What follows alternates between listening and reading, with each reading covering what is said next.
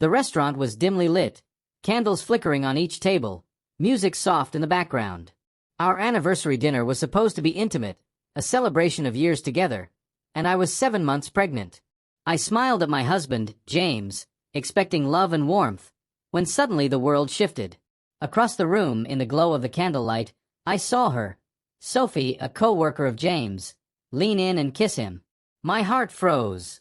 Laughter and chatter around us continued, oblivious, but I saw everything. Time seemed to stop. I stayed silent, letting my calm mask the storm inside me. James stiffened slightly, shocked for a split second, but Sophie's confidence didn't waver. Guests at nearby tables began to notice, whispers creeping in. Gasps formed as the audacity sank in. Everyone assumed I would explode, yell, or storm out, but I didn't. I took a slow breath, placing my hand on my stomach, reminding myself that patience would be my weapon. The chaos of the moment belonged to them. I was about to turn it into my stage. Sophie smirked, thinking she had humiliated me publicly. James tried to pull away, but the damage was done. I calmly observed, letting the tension grow, letting every second of discomfort weigh on them.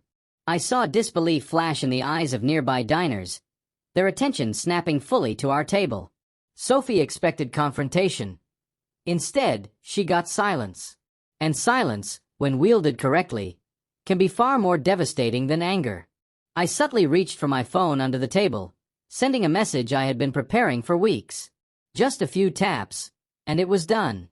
The evidence, texts, secret messages, and photos of Sophie attempting to seduce James over months, was now on the screen of someone she would least expect. Within minutes, her confidence would crumble. I let her relish her perceived victory for a few moments longer. Anticipation made the revelation far more powerful.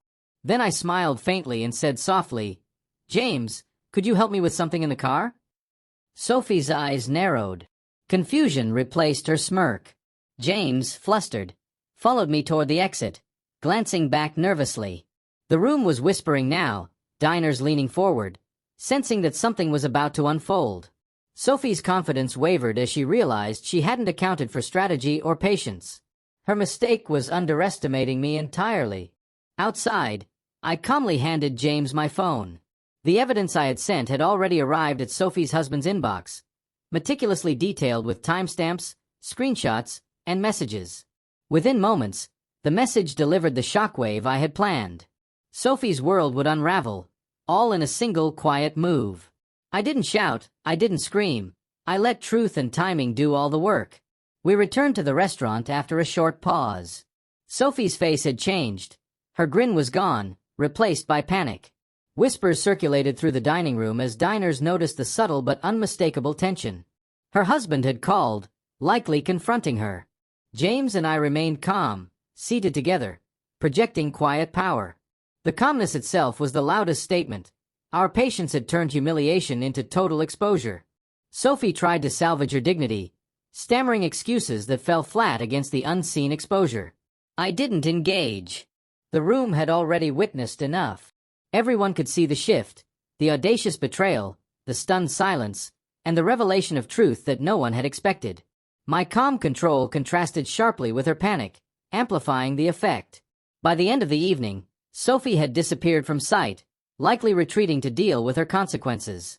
The whispers lingered among diners, the story of her audacity and immediate downfall spreading quietly but unmistakably.